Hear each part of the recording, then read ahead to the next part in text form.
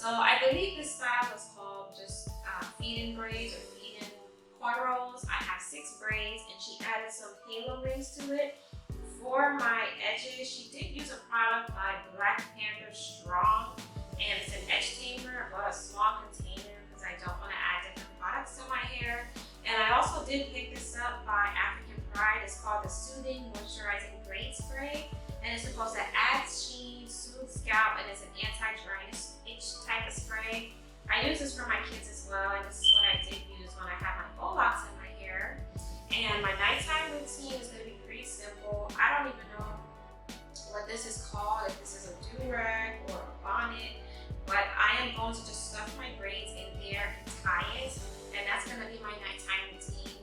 To prep my hair, I did wash it and use a protein-based deep conditioner just to strengthen my hair a bit because I knew I was going to be adding a little bit of heat to my hair. And as my heat protectant, before I blow dried, I did use Silk Therapy. I swear by this stuff because my hairdresser used to use it for my hair back in the day from when it was relaxed. I either use that or the Cheese Silk Infusion. I found this rare in Sacramento. I really like the style. I thought it was really cute. I've been told by other people that typically I can get 2 to 4 weeks out of this style depending on how you care for your hair. So I'm hoping I can get 2 to 3 weeks out of this while I am focusing on school, my kids, and work and everything else.